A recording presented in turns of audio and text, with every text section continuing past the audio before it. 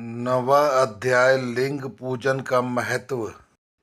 नंदिकेश्वर कहते हैं, ब्रह्मा और श्री विष्णु भगवान शिव को प्रणाम कर उनके बाएं दाएं भाग में खड़े हो गए। उन्होंने पूजनीय भगवान शिव को श्रेष्ठ आसन पर बैठाकर पवित्र वस्त्रों से उनका पूजन किया।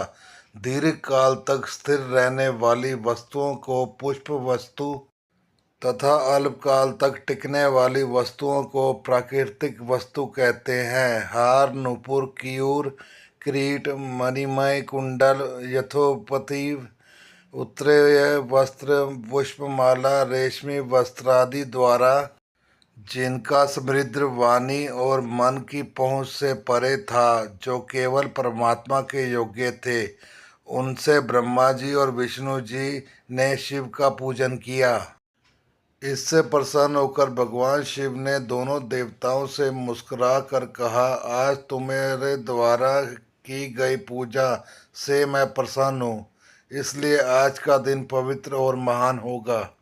यह तिथि शिवरात्रि के नाम से विख्यात होगी। शिवरात्रि के दिन जो मनुष्य मेरे लिंग अर्थात निराकार रूप की या मेरी मूर्ति अर्थात साकार रूप के दिन रात निराहार रहकर अपनी शक्ति के अनुसार निश्चय भाव से यथोचित पूजा करेगा, वह मेरा परम प्रिय भक्त होगा।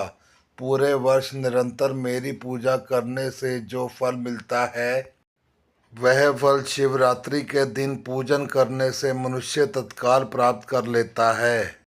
मार्गशीर्ष मास के आर्द्रा नक्षत्र से युक्त पूर्णमासी या प्रतिपदा को ज्योतिर्मय स्तंभ के रूप में प्रकट हुआ था। इस दिन जो भी मनुष्य पार्वती सहित मेरे दर्शन करता है अथवा मेरी मूर्ति या लिंग की झांकी निकालता है, वह मेरे लिए कार्तिकेय से भी ज़्यादा प्रिय है। इस शुभ दिन मेरे दर्शन मात्र से पूरा फल प्राप्त होता है। यदि दर्शन के साथ मेरा पूजन भी किया जाए तो इतना अधिक फल प्राप्त होता है कि वाणी द्वारा उसका वर्णन नहीं किया जा सकता। लिंग रूप में प्रकट होकर मैं बहुत बड़ा हो गया था, अतः लिंग के कारण यह भूतल लिंग स्थान के नाम से प्रसिद्ध होगा। मनुष्य इसका दर्शन और पूजन कर सके, इसके लिए यह अनादि और अनंत ज्योति स्तंभ अथवा ज्योतिमय लिंग अत्यंत छोटा हो जाएगा। यह लिंग सब प्रकार के भोग सुलभ कराने वाला तथा भोग और मोक्ष का एकमात्र साधन है। शिवलिंग के यहाँ प्रकट होने के कारण यह स्थान अरुणाचल नाम से प्रसिद्ध होगा और यहाँ बड़े बड़े तीर्थ प्रकट होंगे। इस स्थान पर रहने या मरने से जीवों को मोक्ष प्राप्त होगा। मेरे दो रूप हैं, साकार और निराकार। पहले मैं स्तंभ रूप में प्रकट हुआ, फिर अपने साक्षात रूप में। ब्रह्म भाव मेरा निराकार रूप है तथा महेश्वर भाव से मेरा साक्षात रूप है। ये दोनों ही मेरे सिद्ध रूप हैं। मैं ही परब्रह्म परमात्मा हूँ। जीवों का अनुग्रह करना मेरा कार्य है। मैं जगत की वृद्धि करने वाला होने के कारण ब्रह्म कहलाता हूँ। सर्वत्र स्थित होने के कारण मैं ही सबकी आत्मा हूँ। स्वर्ग से लेकर अनुग्रह तक जो जगत संबंधी 5 कृत्य हैं, वे सदा ही मेरे हैं। मेरे लिंग की स्थापना करने वाले मेरे उपासक मेरी समानता की प्राप्ति हो जाती है तथा मेरे साथ एकव्य का अनुभव करता हुआ संसार सागर से मुक्त हो जाएगा।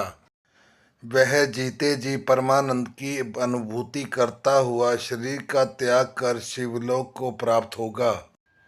10वां अध्याय प्रणव एवं पंचाक्षर मंत्र की महत्व। ब्रह्मा जी और श्री विष्णु ने पूछा, प्रभु सृष्टि आदि 5 कृत्यों के लक्षण क्या हैं? यह हम दोनों को बताइए। भगवान शिव बोले, मेरे कर्तव्यों को समझना बहुत कठिन है, तब भी मैं प्रेम पूर्वक आपको कहता हूँ। सृष्टि, पालन, संहार, तिरोभाव और अनुग्रह मेरे जगत संबंधी 5 कार्य हैं। जो नित्य सिद्ध है। इस संसार की रचना का प्रारंभ सृष्टि कहा जाता है। मुझसे रक्षित होकर इस सृष्टि का अचल रहना उसका पालन है, उसका ध्वंस ही संहार है। प्राणों को पलटने से तिरोभाव कहते हैं। इस सब से छुटकारा मिल जाना ही मेरा अनुग्रह अर्थात मोक्ष है। ये मेरे 5 कर्म हैं। सृष्टि आदि 4 कर्म इस संसार का विस्तार करने वाला है। 5वां कर्म मोक्ष का है। मेरे भक्त इन 5 कार्यों को 5 भूतों में देखते हैं।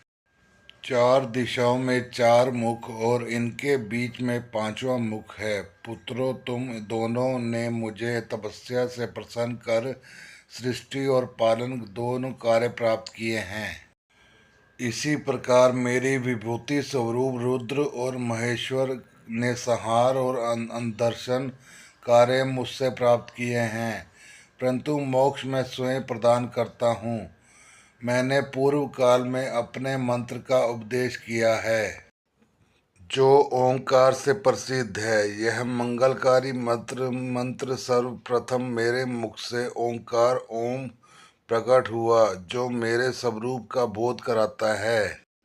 इसका स्मरण निरंतर करने से मेरे ही सदा स्मरण होता है।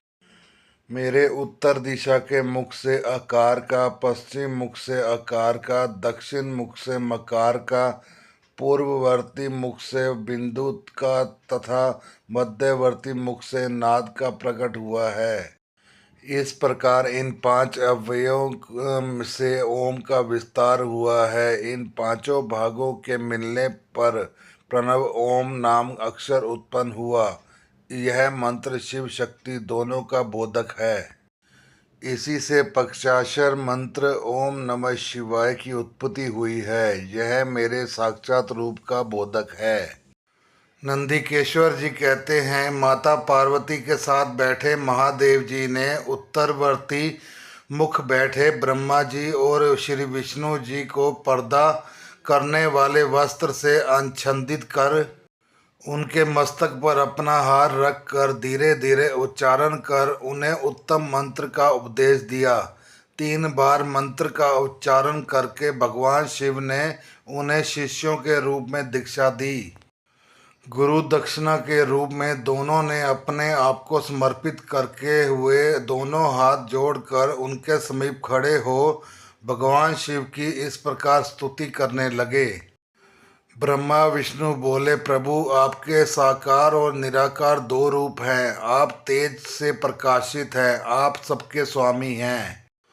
आप सर्वात्मा को नमस्कार है। आप प्रणव मंत्र के बताने वाले हैं तथा आप ही प्रणव लिंग वाले हैं। सृष्टि के पालन, संहार, तिरोभाव और अनुग्रह आदि आपके ही कार्य हैं। आपके 5 मुख हैं। आप ही परमेश्वर हैं। आप सबकी आत्मा हैं, ब्रह्मा हैं। हम आपको नमस्कार करते हैं। इन पंक्तियों से स्तुति करते हुए गुरु महेश्वर को प्रसन्न कर ब्रह्मा और विष्णु ने उनके चरणों में प्रणाम किया। महेश्वर बोले, आंद्रा नक्षत्र में चतुर्दशी को यदि इस प्रणव मंत्र का जाप किया जाए तो यह अक्षय फल देने वाला है। सूर्य की संक्रांति में महा आंद्रा नक्षत्र में एक बार किया प्रणव जप करोड़ों गुना जप का फल देता है। मृगशिरा नक्षत्र का अंतिम भाग तथा पूर्ण सर्व का शुरू का भाग पूजा, होम और तर्पण के लिए सदा आंद्रा के समान ही है। मेरे लिंग का दर्शन प्रातः काल अर्थात मध्याह्न के पूर्व काल में करना चाहिए। मेरे दर्शन पूजन के लिए चतुर्दशी तिथि उत्तम है। पूजा करने वालों के लिए मेरी मूर्ति और लिंग दोनों समान हैं, फिर भी मूर्ति की अपेक्षा लिंग का स्थान ऊंचा है। इसलिए मनुष्यों को शिवलिंग का ही पूजन करना चाहिए। लिंग का ओम मंत्र से और मूर्ति का पंचाक्षर मंत्र से पूजन करना चाहिए। शिवलिंग की स्वयं स्थापना करके या दूसरों से स्थापना करवा कर उत्तम द्रव्यों से पूजा करने से मेरा पद सुलभ होता है। इस प्रकार दोनों शिष्यों को उपदेश देकर भगवान शिव अंतर्ध्यान हो गए।